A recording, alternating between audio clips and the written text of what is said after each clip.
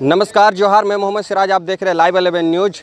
और अभी हम बेरमो विधानसभा के कथारा 2 नंबर में मौजूद हैं और कांग्रेस की बेरमो विधानसभा में जन आशीर्वाद यात्रा का सभा का आयोजन किया गया है। और यहाँ पे वर्तमान विधायक कुमार जयमंगल जी, जो जिन्हें यहाँ के लोग अनूप सिंह या अनूप बाबू के नाम से भी जानते हैं, इस बार के चुनाव के मुद्दे क्या रहेंगे?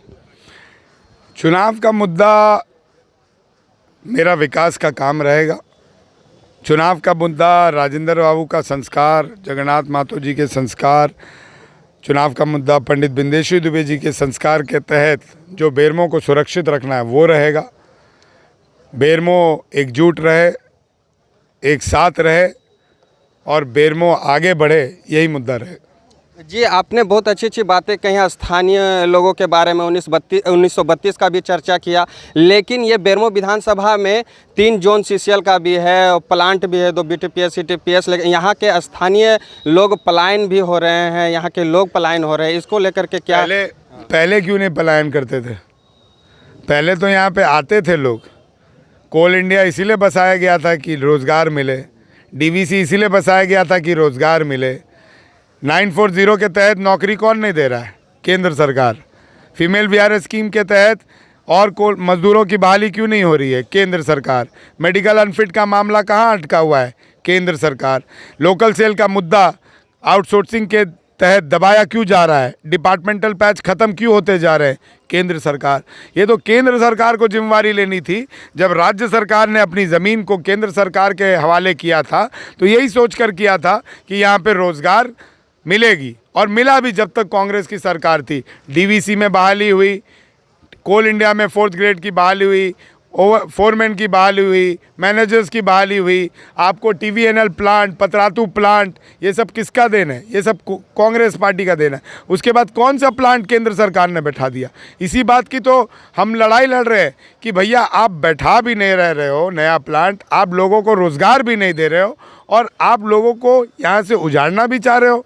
आउटसोर्सिंग के तहत आप यहाँ के घरों को खाली करा के कोयला निकालना चाह रहे हो। और दुर्भाग्य है कि हम जिस महारत्न कंपनी और नवरत्न कंपनी कोल इंडिया को उपलब्धि हम दिलाते हैं, वो कोल इंडिया के कंपनी में बीजेपी सरकार ने पिछले साल 251 मिलियन टन कोयला इंपोर्ट किया है।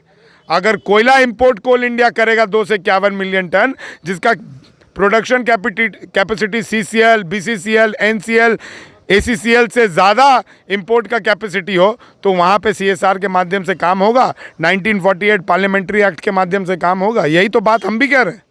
जी, मैं आपका ज़्यादा समय नहीं लूँगा, और भी कार्यक्रम में आपका एक आखिरी सवाल। आपने नाम लिया रविंद्र कुमार पांडे जी, जो लंबे समय से गिरिडीह लोकसभा से सांसद भी रहे हैं। हाँ, लंबे समय से सांसद भी रहे हैं। तो अभी रणनीति उनका तय हो रहा है, क्या आप उनको किस तरह से देख रहे हैं? प्रतिनिधि, मैं उनको बड़े भाई की तरह से देखता हूँ।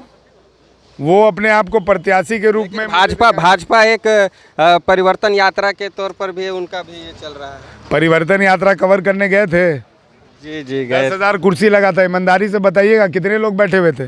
250 से ऊपर नहीं होंगे। तो ये बात समझने की ज़रूरत है। बात बाकी जनता जवाब देगी, जनता मालिक होती है। मैं और आप कितना भी बोल लें, जिसको चुनाव जिताना है वो जनता जिताएगी, जिसको चुनाव हराना है वो जनता हराएगी। आज राष्ट्रीय कोलियरी मजदूर संघ का कार्यालय कथारा में जन आशीर्वाद यात्रा कांग्रेस की, क्या कहेंगे? पहले तो आप लोगों का इस प्रांगण में स्वागत है। आज राष्ट्रीय कोलियरी मजदूर यूनियन के इस प्रांगण में जन आशीर्वाद यात्रा का कार्यक्रम हुआ। माननीय विधायक बेरमो आज शिरकत की इस कार्यक्रम में। इस संदर्भ में सिर्फ यही कहना है कि कोयला मजदूरों का भविष्य कांग्रेस ने इंदिरा जी ने ही कांग्रेस का रीजन में इसका राष्ट्रीयकरण की। आज कोयला मजदूरों का भविष्य भी कांग्रेस पे ही टिका हुआ है।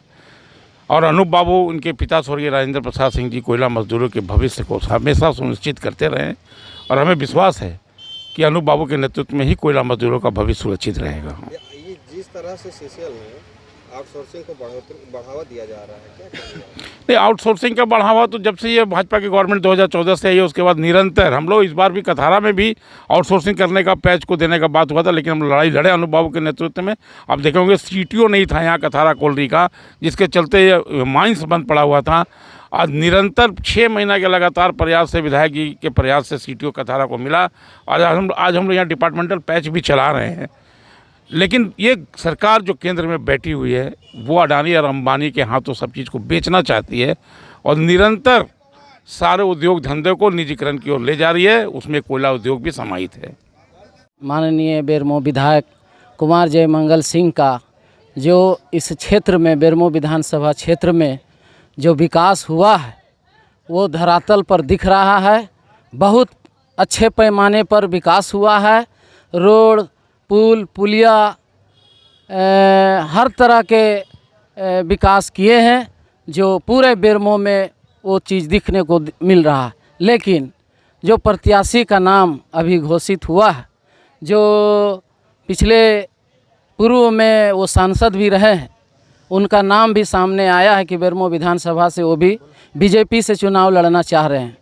लेकिन मैं उनके बारे में ये कहना चाह रहा हूँ कि हम लोगों ने जो संघर्ष स्वर्गीय राजेंद्र बाबू ने इस बेरमो के धरती के लिए किया है, संघर्ष जो किए हैं बेरमो के धरती के लिए, जो लड़ाई लड़े हैं और जो कोयला कर्मियों को उन्होंने सौगात दिए हैं, जो बेरमो के लोगों को सौगात दिए हैं, शायद दूसरा विधायक कहीं कोई क्षेत्र में नहीं दिए होंगे। अब उन्हीं के नक्शे कदम पर जो अनूप बाबू चल रहे हैं, वही सौगात, वही विकास और वही राजेंद्र बाबू का अंदाज उनके अंदर है, उनके अंदर दिख रहा है। और ये नेता जो अभी बीजेपी का कैंडिडेट पर उतरे हैं, वो नेता का सिर्फ मुंह बोला नेता है। ये नेता हम मजदूरों का कहीं प्रदर्शन नहीं किए हैं, कहीं लड़ाई नहीं लड़े हैं, ना कोयला क्षेत्र का लड़ाई लड़े हैं, ना देहात गांव में लड़ाई लड़े हैं। वो सिर्फ अपना कुछ जो संपत्ति वगैरह है उनको बचाने के लिए वो नेता बनना चाह रहे हैं, विधायक बनना चाह रहे हैं। मैं ये बेरमो के पूरे वासियों को कहना चाहता हूँ कि अगर बेरमो विधायक हम लोगों के बीच में किसी तरह अगर चूक से अगर कुछ हो गया, हार गए, तो ये सारा सूरज ये सारा जो रोशनी है बेरमो का वो बुझ जाएगा, अंधेला में तब्दील हो जाएगा। यही भाजपा का चाल है, यही